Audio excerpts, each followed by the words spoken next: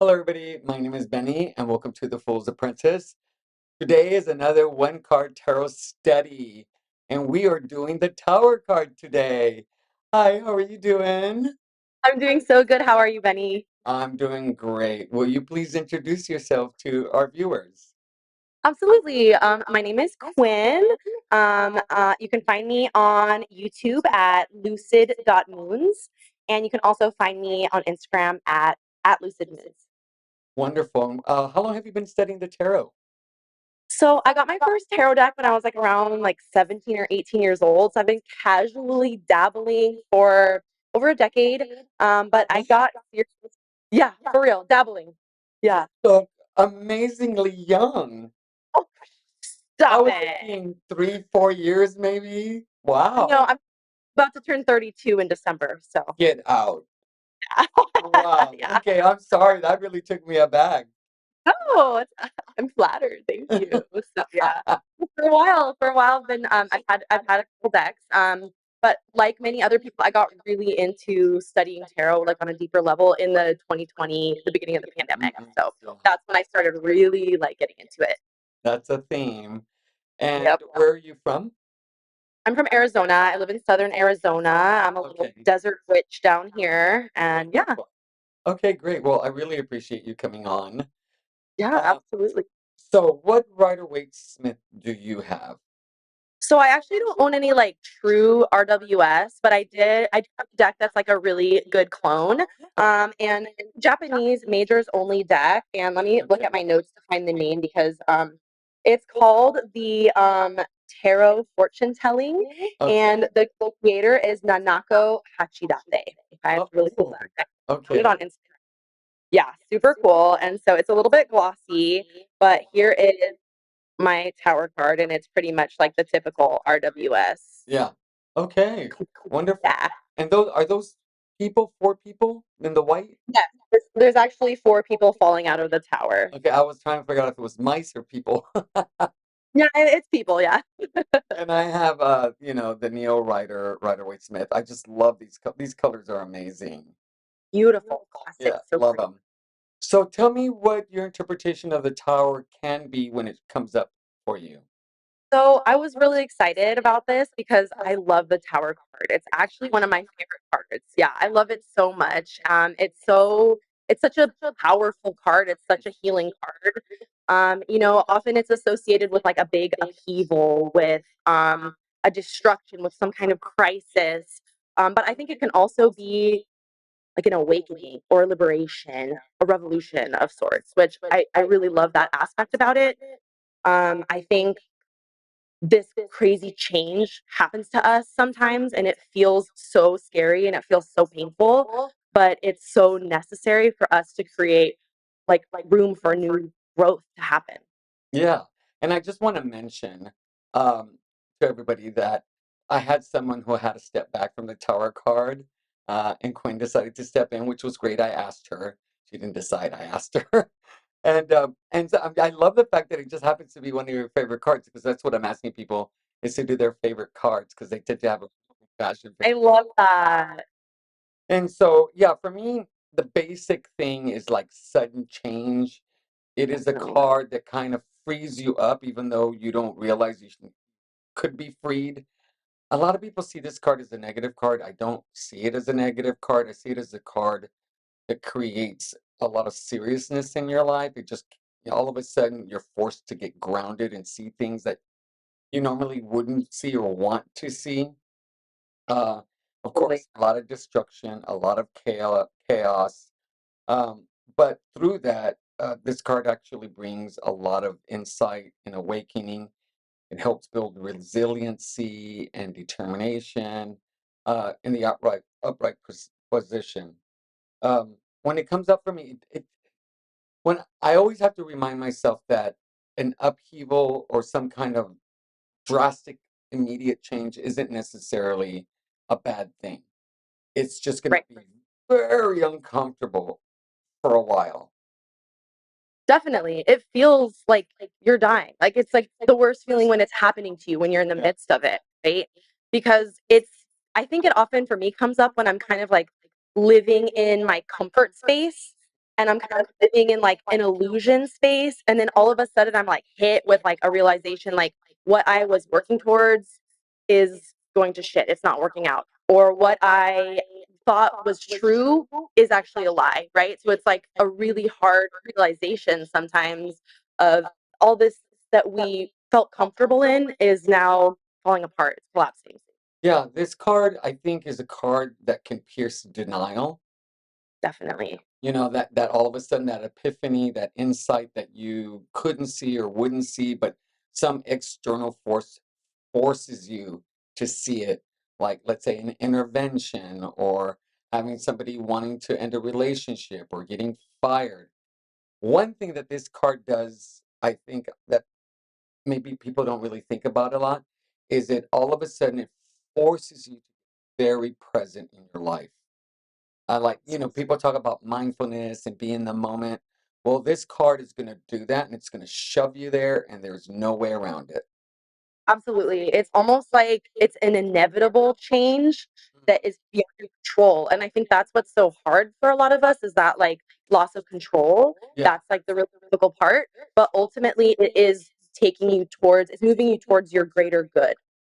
Yeah, and that's one thing. I'm glad you mentioned that. That is one thing about this card that I've learned is that even though it appears that life is falling apart, things will never get better, the outcome is to your benefit. Absolutely. And also, you're going to develop a lot of skills and self-knowledge that you probably didn't have before this card showed up. Like, you're going to end up learning how to cope with this situation. You're going to learn how to build additional resiliency. You're going to learn how to problem solve. So it really forces you to critically work through this upheaval that's occurring. Definitely. Yeah. It's creating a lot of space in your life to rebuild something better. Yes. And that's the thing. Like, in my mind, when I see this, I think about the event itself. So I think about, you know, the catalyst, which is the lightning, whatever that is, and then this desperate escape from, like, physical death here, but it could be emotional, psychological. And when you hit the ground, because you will, it's like standing up and looking at like this rubble, trying to figure out like where do I go from here? And so it's this journey, it's this starting journey. So like rebuilding, as you were mentioning. Yeah, and that act of, like, building something new after a destruction like that is like it's like an assessment of what didn't work, and it can be really beautiful and really liberating to create something new from those ashes. I don't know if you've heard this or not. I love the example. It's one of the few Bible stories that I remember because I have a theory on it. But um, in the Bible, the story of Babel, the Tower of Babel, do you know it? So, I do. okay, I think that's exactly what this is. All these people come down, all of a sudden it's chaos. They all speak different languages. And so even the world that they came from is completely changed, and they have to go off to different parts of the world and start all over, create new traditions, new celebrations, start new families. So I always think about that as well. Definitely. I love that actually, the aspect about, like, different languages and how different cultures formed, I think that's really cool part about that story. Yeah. Now, do you do reversals at all? Or well, Not really. Oh, okay. No, it's okay. We'll go there and then we'll go back. So you don't do okay. reversals at all. No. Okay, neither do I. But do you use, do you have meanings that feel like reversals? So, basically, how I would it would depend on the spread I was doing or the question I was asking. It Yes. would definitely depend on the context, right? And I think, definitely this card could hit really heavy and be like you're in the midst of that really painful part of working through the Tower card, right? Where it can feel like everything is crashing down on you, but there's also that other side of it that is that beauty and that rebirth and that transformation that comes through all of this destruction and all of this collapse and all of this chaos. So that's kind of how I would distinguish between sort of like the shadow and the light aspects of this Yeah. card. Part of it, a lot of it. Okay, so I have this. I'm a therapist, and people Oh, come because they're experiencing discomfort And this discomfort comes in different levels. It can even be very painful, physically, emotionally, psychologically, pain. That's the tower. Definitely. And so, however, pain is pain. It's inevitable. Whatever you're experiencing it. It's when you don't want to, when you're pushing back against it, that Mhm. pain turns into suffering. And this Definitely. is when somebody is not wanting to accept what has happened. This is somebody who is in denial, is stuck, is refusing to accept what's going on. And so that's how Definitely. I can see this as the reversal. But like you said, it depends on the spread. It could Absolutely. also be, you know, you're coming from a place of upheaval and you're starting that process, or the process will start to, blossom into what you were supposed to learn from it. The healing process can occur. I really like what you said about that because I think it kind of ties into what I was saying earlier is like you're refusing to see Hmm. the necessary changes that are coming, or you're living in that comfort zone and you're refusing to step out of it, right? You're in a denial, right? And then that's only prolonging the suffering. Yeah. So I don't, people, my understand people hate this card when it comes up, but it really isn't a negative card. It's just a card that says life's going to get very real for you right now. Absolutely. I agree. Do you use astrology, numerology, symbolism, anything else that helps you interpret the card? I do. I'm very visual, so I have some like symbols that I look at in the traditional art of the US that kind of informs my interpretation. So basically, I think the tower itself is a really interesting concept, right? Because it relates to the Tower of Babel, like you said. And it kind of represents like everything that we've been building, everything that we thought to be true, that we thought to be safe, right? And so that can be a very personal thing, like a relationship or a job or a project or something like that. But I also think like the tower itself can be about wider societal structures that maybe have been built over time that we all accept as like the status quo, but maybe are actually kind of oppressive or harmful in nature, right? And maybe inherently do need to be examined and maybe ultimately do need to be dismantled in some way. And so I love that about the tower card because it can be a very personal journey, but it also can be really connected to this like collective awakening or a collective liberation that I think is very real right now. And I find that really, really cool about the tower. I just watched not too long ago God, it's a movie about Ruth Ginsburg, a former Supreme Court justice. And Okay. as you were explaining that, like society and how in upheaval needs to occur, I was thinking she just came up in her work in getting women to have, making sure that men and women were treated equal, and how she ended up going to the Supreme Court with the case of a gentleman who was his mother's caretaker at a time, where he couldn't get financial benefits because, that his sex role didn't fit society, you know, Right. and so thinking like, yeah, it can happen in society as well. So I thought that was really really interesting, putting it Yeah. in perspective. And like when we address sort of those what like oppressive or harmful systems or hierarchies or preconceived bias in our world, that's going to be really uncomfortable for a lot of people. It's going to be really hard, and a lot of people aren't going to want to look at it. They're going to be in denial. They're not going to want to step out of that comfort zone, right? So it could be really a painful and really difficult process to take it to that level, Yeah. basically. Now, oh, well, I do want to say a couple of things. So, with the card, some things that I think about with the card is the lightning bolt. Sometimes I'm like, okay, what does the lightning bolt represent for you? Like, what is it? Is it something external? Is it something external? What is really creating a lot of discomfort or chaos in your life?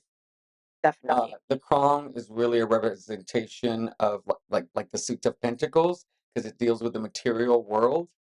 Definitely. And then there was one more thing. Oh, is it just you, or is it you and somebody else? Or Mm, who in your life is uh dealing with the consequences other than you? absolutely. I love that. Yeah, I think the lightning is really interesting because for me, it's like that suddenness. It's like this inevitable change. Like if you get struck by lightning, we could all get struck by lightning at any minute, right? It's completely beyond our control, right? And so it kind of represents that really sudden and inevitable change that's happening. And it can also, for me, it feels very like mental. It's like that moment of awakening and like Mhm. that really difficult moment of realizing everything that I thought I knew is a lie, right? So I really interesting about the lightning. Um, what else did you say? The crown. Yeah, I think that ties into what I was talking about the tower as well. This materialism, or it could represent almost like a greed, or the crown could represent authority, or certain people that place themselves above other people in society as well. Um, yeah, I think The ego. It's a moment of being knocked off your pedestal. A moment of having to deal with humility. Yeah. very humbling, very humbling. Do you have a favorite tower card or one that you really like? I do. I have an amazing tower card to show you. Every time I So ask that question, people smile bigger. you get so excited. Yes. Well, I had a few, but I chose this one because it's just my favorite of all time. So this is the tower from the Next World Tarot, Okay. and it's been renamed to Revolution, which I think is just so powerful and so intense. Like this card is intense if you get this, but I think it really speaks to that empowerment in this moment of the tower, right? So, the creator of this deck, Christy C. Rhodes, she's using like oil companies and like big oil as a metaphor for sort of all of those structures that, or maybe like the status quo that we've accepted as just normal, right? Maybe ways of existing in our world that are harmful to the environment, to people, etc. And this is like a total destruction and a head-on like confrontation with these structures that do not serve us, right? And I think it really speaks to that discomfort, right? To take on something like this is going to be extremely difficult, extremely uncomfortable, but it's a necessary thing that we have to work towards. Yeah. And I see when I look at this image, I really do see that it's more about a community of people or a group of Yeah, people that are having to experience this instead of an individual. Uh, definitely. and mine is the Majestic Earth. Ah, beautiful. Jealous. Is so viscerally emotional for me Love it. because you got the lightning on this side, you got the towers tipping over, and then you have the person right here. And I think this card really encompasses what it must really feel like to have that upheaval in your life that makes you feel totally alone, makes you feel like this is an impossibility to overcome. It feels very dark and that like you have no control. Like here, there's no way that this one person has any power right now in that moment. And in that moment, I think this person, all they can think about is what's going on right here, right now. And so I think this is a really, really great representation of the card. It's beautiful. It's like you kind of have to surrender in that moment. Oh, I love that. Yes. Can't There's nothing you can do. You're being just swept by the waves and you can't fight it. You have to just let it take you. And sometimes you just got to hold on for dear life until you can get your footing. So, Exactly. yeah, I love that. Surrender in the moment. That's fantastic. Totally. Now, do you have any other things with the Tower card that you'd like to share that maybe we hadn't covered? Um, Let me look at my notes. I don't think so. I think I hit a lot of the things I wanted to say. Um, Yeah, I think it was really cool, like, your tower card was really about the feeling, Hmm. like, of being in that moment, and then the one that I liked was really about, like, that collective struggle for liberation and for creating a new world, and that's what the Next World Tarot is. It's like an imagining of what comes next after all of the crazy stuff happens in our world right now, and creating something beautiful and creating something that is in alignment with our greater good in the future. That's awesome. Yeah, I tend to be drawn to cards that are very emotionally based that move Mhm. me because somehow it's this thing that I say like my memories of situations don't really necessarily motivate me. Like if I made a bad decision, that memory isn't going to help me make a better decision. But how I felt in that moment when I made that bad decision, that helps me make a better decision. So I tend to gravitate to cards that really make me feel something, because then all of a sudden I can really envision what that card is supposed to mean. Yeah, it's Absolutely. just. But thank you so much for coming on. I really appreciate it. My pleasure. Thank you so much for having me. Of course, of course. Well, everybody, thank you very much for joining us with the tarot card. And until next time, my name is Benny, and I am the Fool's Apprentice. Bye, guys.